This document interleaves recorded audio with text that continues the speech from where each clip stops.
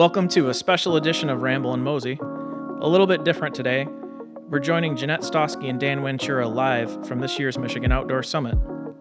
We were so moved by their conversation, we wanted to bring it to you unedited, just the way we heard it and just the way we felt it. I'm really excited to introduce our closing keynote speakers, Jeannette Stawski and Dan Wanschura. For our keynote, Jeannette is the author of The Outdoor Leader and serves as the executive director of the Association of Outdoor Recreation and Education, and Jeannette has dedicated her career to advancing outdoor leadership and advocacy. And Dan is the host and executive producer of Points North, podcasts about land, water, and inhabitants of the Great Lakes. And I was also told to share that he is the voice of Michigan, officially. So please join me in welcoming them to the stage. All right, thanks for being here, everybody. It's a nice day outside, so to corral you all in for one more session feels like an accomplishment, but thanks for sticking around. I'm looking forward to our conversation with Jeannette this afternoon. So I host a podcast. It's a narrative podcast. It's highly produced, and so you're going to get the real Dan Wanschura here because I'm not edited now, so just bear with me because I don't have my editors working with me. So. But Jeannette, I want to start with a story, and it's you when you're 19 years old. You're living in Michigan, but you decide to head out west. So you jump on Highway 2 and drive west to Glacier. Tell me why you're out there, and we'll get started that way. Awesome. Thanks for being here, all of you. I grew up in Grand Rapids, and I worked at a camp called Camp Manitoulin just south of Grand Rapids in Caledonia, a place where my dad had worked before me, and I just fell in love with the outdoors there. And my second summer, after my sophomore year of school, I decided that I wanted to become a whitewater rafting guide. The only problem is I had never been whitewater rafting. And so all that it required is that I drove across the United States. I cried the entire way there. They must be pretty desperate, by the way, for guys. Exactly, yeah. Well, actually, I got the job because when I was talking to my boss, Reno, I told him I bought some overalls that day, and I was very excited about the overalls. And really, guiding is all about entertaining people. And so he said, if you can get out here and make it through the training, then you'll have a job. And so it was that simple. So I drove out across US 2 and was scared and passed it and started to become a guide. How tough was the training? What did they put you through? Cold water. So I guided on the Middle Fork of the Flathead, which is the southern boundary of Glacier National Park, glacier runoff. And guide training is all about learning how to read the river and find the eddy lines, avoid the strainers, and then how to flip the boats once you've gotten out, and how to retrieve the swimmers who have gotten out of the boat to get back into the boat. And you do that over and over and over again until hypothermia or you pass. So you're river guiding there, and you say that you had this really transformative experience. What was that about? What led up to that moment for you? Yeah, I mentioned before that I'm from Grand Rapids, and I have 3 brothers, one of them who's sitting here next to the fireplace. We do look very similar. I'm actually the shortest in my family, 6'2", if you can imagine that.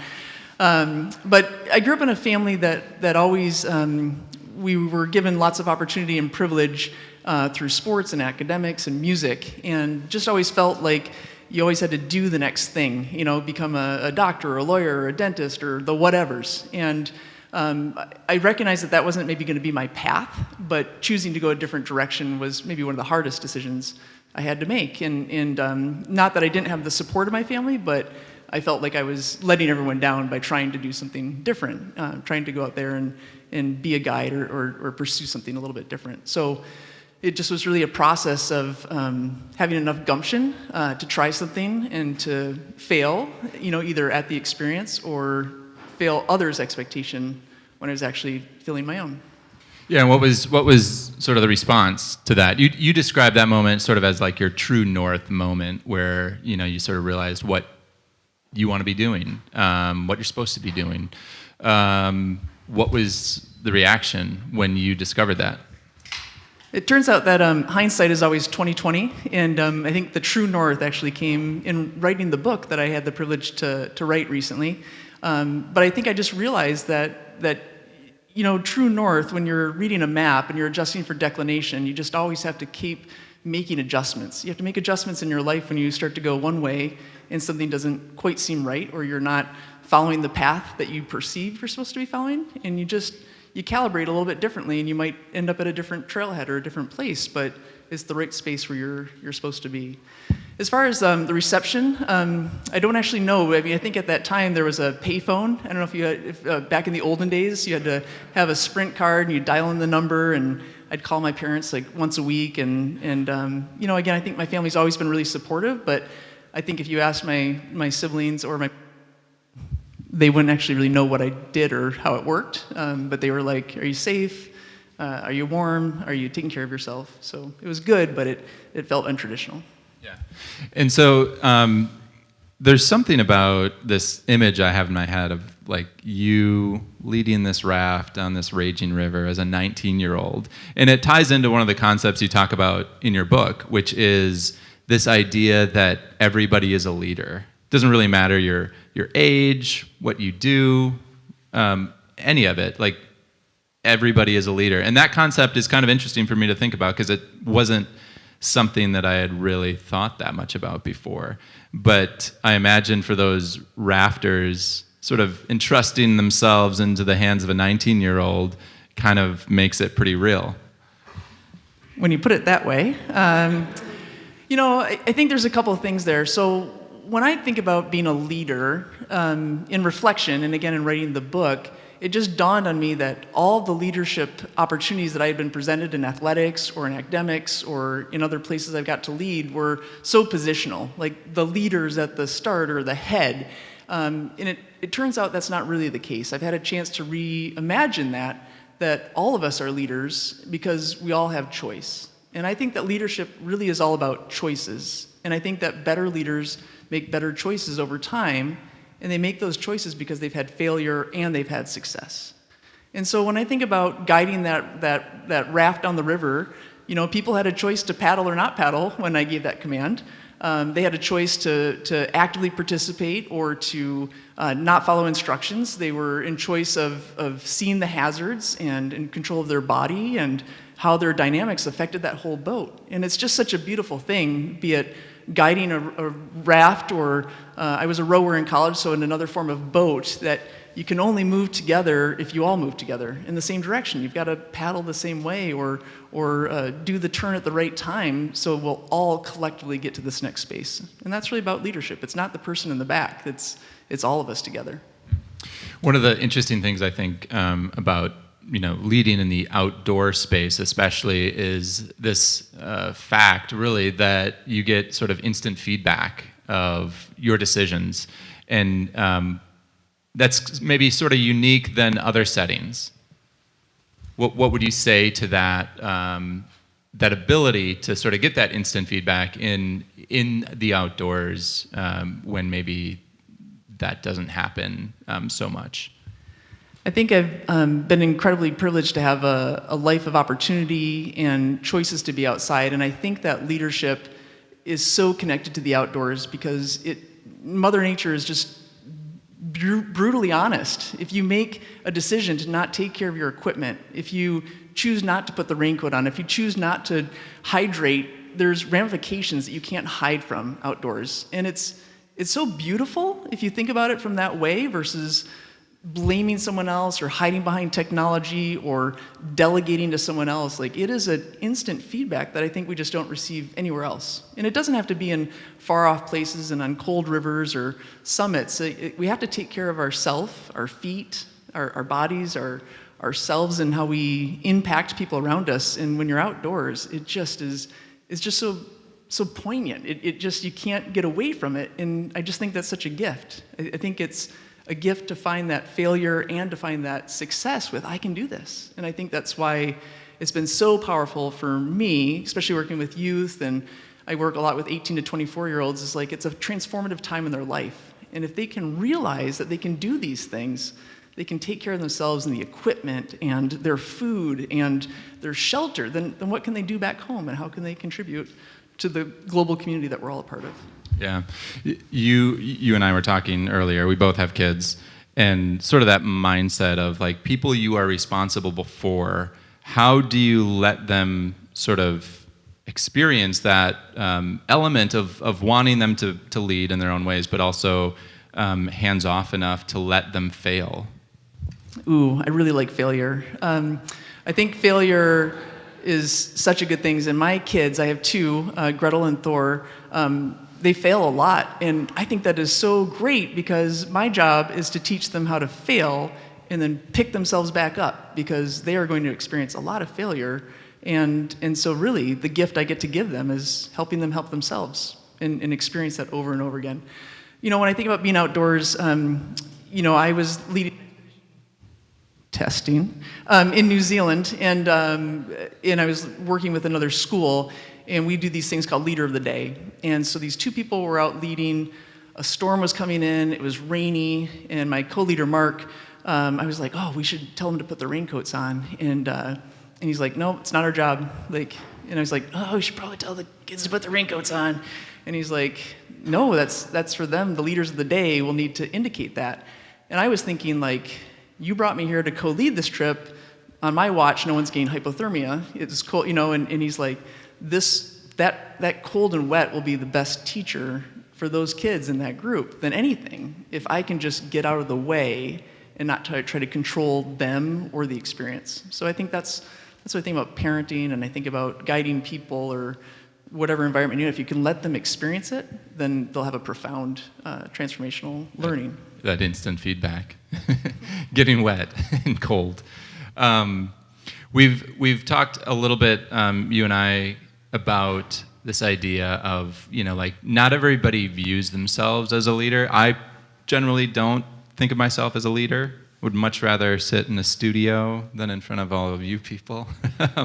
but I think it's important for us to sort of all grasp that or realize that we all have that leadership capability. What would you say to somebody who maybe doesn't see themselves as in a leadership position? Look, we did talk about this before, and I get it. I think this has been a journey, and I sit up here in front of you, kind of midlife and mid-career, having had leadership and accolades and, again, athletics and other things, and I realize now that I was chasing something other than just pure choice as leadership. Like, it's taken me a long time to unlearn those things and realize that I could have led from any position on the team, not just being captain. I could have led in the office, not just as an executive director. And so I just think about leadership now is choice again and again, and that everyone is a leader, and it's really a continuum of care and commitment for the greater good versus self. And if I'm willing to see something through, if I'm willing to kind of go through the tough part to make that change, to do the right thing when no one else is looking. Like, that's what leadership is, and that's why everyone gets to be a leader. You get to be a leader in your household and in your place of worship if you do that, or in your community. Like, every person every day gets to make a choice to be a leader. It's not someone else's to gain. It's for all of us to grow and to receive and to impact. And I just think it's just so powerful. There's like, we all have that choice. And I would tell you that I'm probably the most insecure, confident person you'll meet. I think as a female, as a leader in an outdoor industry, which is pretty male dominated, and other things, like, I've given away that a lot looking for acceptance. And it's really until I realized that I'm enough independent of the mountains I've climbed and the rivers or the accolades. Every day I get to lead myself.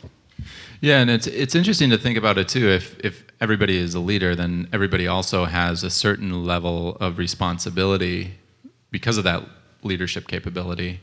And I guess my question to you is then, like, what area of responsibility do we need to be pursuing with that leadership that we all have?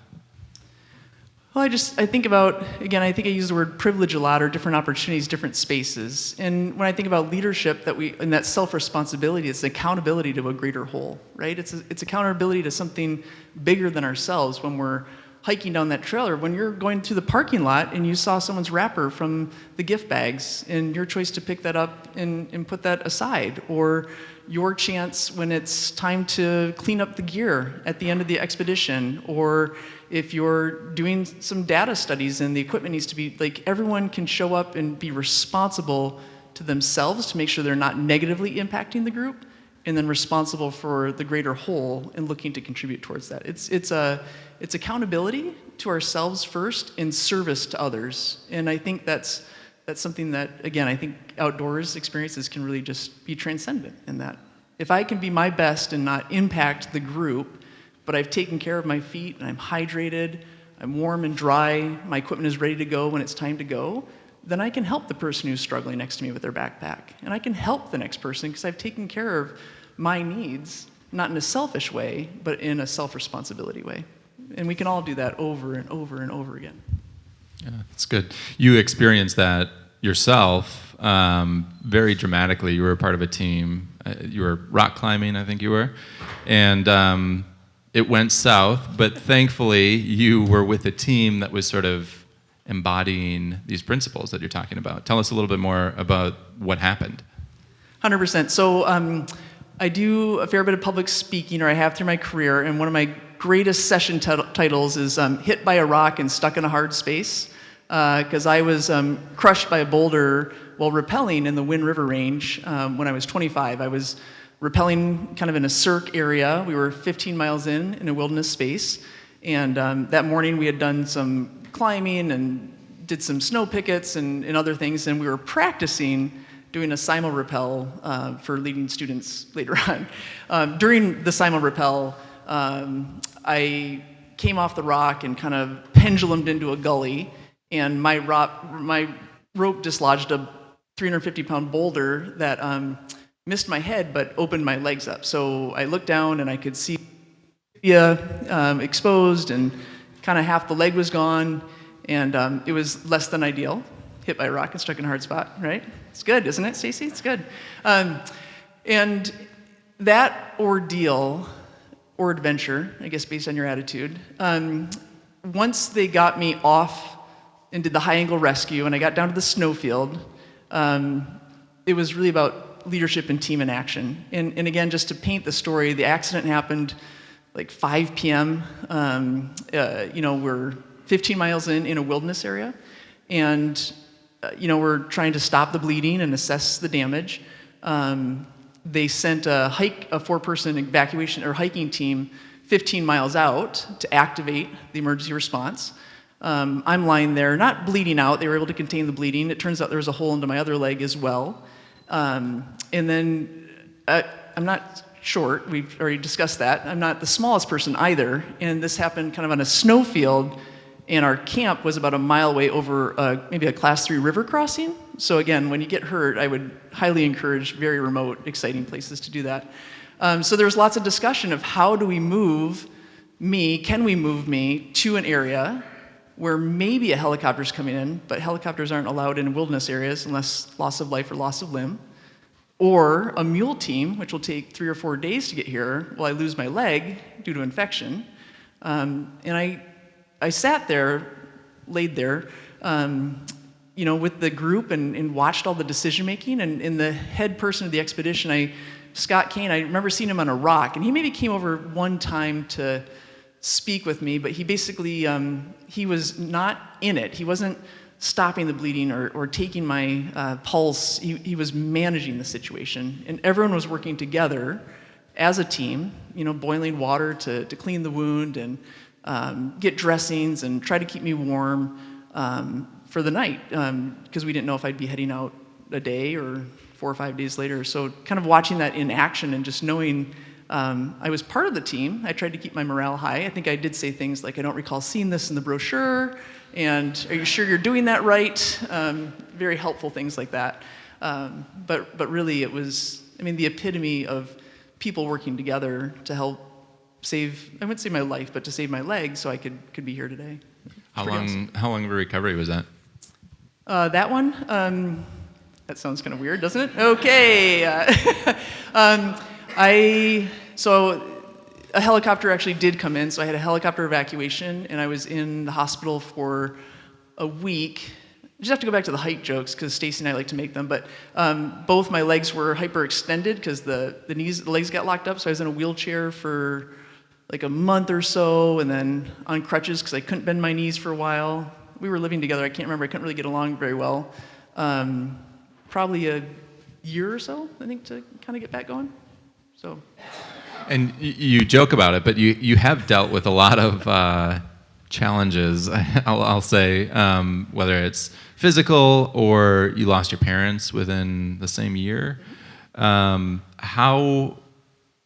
had those experiences in nature maybe prepared you for dealing with some of those personal loss or injury? What's been the biggest helpful thing that you've taken away from just your outdoor lifestyle? I don't remember that question being on the cheat sheet here, so we'll go for it. No. Going off script here, off people. script here. No. Going rogue. You know, I think I'm a firm believer that things are cyclical, and I mentioned before, kind of, I think Mother Nature, but kind of the circle of things, and that everything is meant to be, and there's always goodness to be had. And I think about things like this morning. I was walking around the Boardman Lake and seeing the leaves change and the passing of the seasons. And yes, you know, we lost our parents last year within 8 months, you know, and that was challenging to say the least, but I was just thinking about fall, and I was thinking about the seasons of change and different opportunities and how this is how things work. And I just get to be part of this pain and this grief just means that there's so much beauty and love too at the same time. So it's just so powerful, I think, being in nature, because you can't hide away from things. And I think that's just so great if we can be present, right? When you're outside, you're present, you're aware, and that's the time and space where I journal, and I'm not trying to please everyone else and everything. I'm not managing my offspring or life or having a big job. I'm Jeannette, and I laugh, and I'm eating dinner with the people I'm with, and I'm listening, I'm asking questions about them, and it makes me feel more alive than any other place. And I think that allows me to get through the rough bumps that along the way. And, you know, I think it's kind of like leave no trace. Like when you're walking down a trail, you can walk around, which you're not supposed to do, or you can just go right through the middle. And if you go through the middle, you get out to the other side, and your boots will be dry down the road. It's not that big of a deal. You just kind of go with it. Looking at sort of all the benefits that come from it, and you've experienced them, a lot of people here have experienced the benefits of just living outdoors. I'm wondering, sort of today, how then do we use those benefits and get more people to experience them? My wife recently read a book by Jonathan Haidt called The Anxious Generation, and it's sort of like this idea of, you know, kids are way more, you know, have helicopter parents today. And I think of that, and it kind of brings me back to what we were talking about earlier of like, we need to let our children or those who are responsible for be able to fail and things like that. But in today's society, there's a lot of challenges. There's a lot of distractions maybe to just enjoying the outdoors. Location can play into that. How do we encourage that? You know, one of the things that my dad always said when I was drawn to these far-off places, Montana, and I mentioned New Zealand or Alaska, is he said, you know, Jeannette, there's nature all around us here in Michigan. There are beautiful places to explore just right outside of our back door, and it doesn't have to be Lake Michigan or the Upper Peninsula. There's parks, there's places to go outside and to just be and to feel that. And you know, I think part of the journey is that choice of leadership. And I think about Garrett, and I think about Brad and Jonathan and Kenji and Stacy and Alice I saw around here. Like, everyone's doing this work to get more people outdoors the way that they want to get outdoors, or to invite them, right? So we just need to invite people and say, you're welcome here. And even myself, who's enjoyed so much privilege in life, I myself felt intimidated of being in the outdoors. And that's ridiculous. Everyone has a space there, and everyone can experience that. We just need to think less about ourselves and think about that other person and invite them to have those opportunities to be out there to go on that green path, to ride the e-bike. Everyone in this room is working on those things. They're building trails, and they're building connections, and they're building future leaders through these positive outdoor experiences. We just have to stop our relentless chase for the perfect way to do it. We just have to be okay with the imperfect and that failure and just try it. And if you make a mistake, reroute. Adjust for declination and just keep going forward. It's so hard though too, because I think of social media, not to rag on social media, but like you have all these influencers living out of their van, posting photos from Yosemite. I want to go there. Like, not everybody can. So how do you make sort of like the backyard adventures sexy, for lack of a better word? Well, that's a great question. Maybe we need to make them not sexy. Maybe we need to just let people go outside, youth and otherwise, and sit in the quiet and sit with that boredom that we have all gotten uncomfortable with, being bored and with the quiet. And so we're looking to fill it. And maybe we can just, again, I use the word invitation, but is it looking at the stars? Is it that hike? Is it putting the phone down on the hike? Just even to the park, when the kids are playing on the swing set, and just feeling it, feeling the air go across you, feeling the breeze, watching the trees, watching, the bay. And again, we're in a beautiful space up here, but it's also in Grand Rapids, and it's in Detroit, and it's all these other places, and just sitting there and seeing what we're in versus what we feel like we're missing that's out there. Like, just get out there and you'll feel it fill you up. One of the things that has stuck out to me from my prep and reading some of your writings and things like that is your swims across the Mackinac Straits. Number one, like, holy cow. And number two, there's a certain technique that you use called sighting, which I thought was really interesting because every 10 strokes, I think you said, you picked out an object and you'd sort of realign yourself to that object. It kind of ties back into your true north a little bit, but like, how important is that? Because you're getting waves sloshed across you. Sometimes you're going backwards. And that is very real for all of us in real life. You're going to get obstacles coming your way. You're going to be tempted to be distracted. You're going to get thrown off course. But like that sighting or that object that keeps you moving forward, how do we, I guess, pick that and then keep our sights on that? It turns out there is a bridge that crosses the Mackinac Straits. You can take the bridge instead of swimming. So sighting is exactly that. When I do these big open water swims, across the straits or other things, you either pick a buoy or a cottage across a lake or the next thing, and you go towards it because you have to put your head down to swim. There's many forms of swimming, but the one I prefer is freestyle. And you have to work hard against the current and the things that are coming at you. But you also have to look up and readjust along that way to make sure you're going to the intended path, or you're accounting for the current or other things as well, so you can make these little adjustments.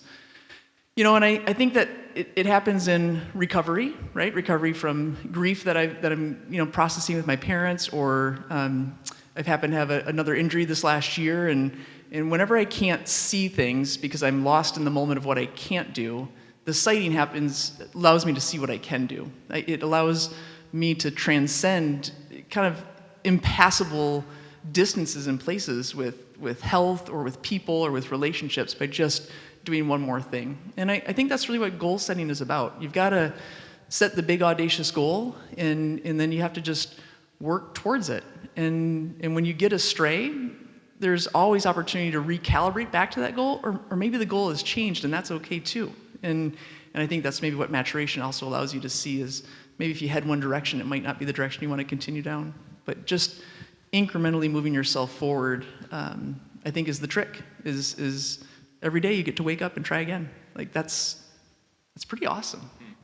I'm wondering, thinking back to that 19-year-old self, having that moment where you sort of realized your true north, all these years later now, looking back at that true north, I'm wondering if you can reflect on what that is. I think I think if I understand your question correctly, like, did I pick the right path, or is it the true north? And I truly think it is. I feel like I've had the fortune to be in the business of helping people lead themselves. And my classroom just happens to be the outdoors one. And I think it's honest for all the reasons I've talked about today, and I couldn't see doing it another way. And so I've been able to craft a life of this, of doing this work, and hopefully it can transcend into other areas, and I can lift people up no matter where they are, no matter what they do, and having that power, and 100%, I'm going to keep on heading north. The name of the book, The Outdoor Leader, Resilience, Integrity, and Adventure by Jeannette Stawski. Jeannette, thanks for sharing with us today. Thank you so much.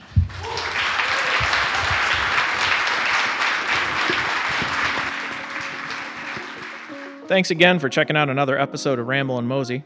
Support for this work is courtesy of the C.S. Mott Foundation and the Conservation Fund. Thought leadership by Parallel Solutions, and as always, production by Anna Moya. For a deeper dive into Dan and Jeanette's worlds, subscribe to the Points North podcast on all your usual platforms. And don't forget to pick up a copy of The Outdoor Leader at your local bookstore. Catch y'all again soon.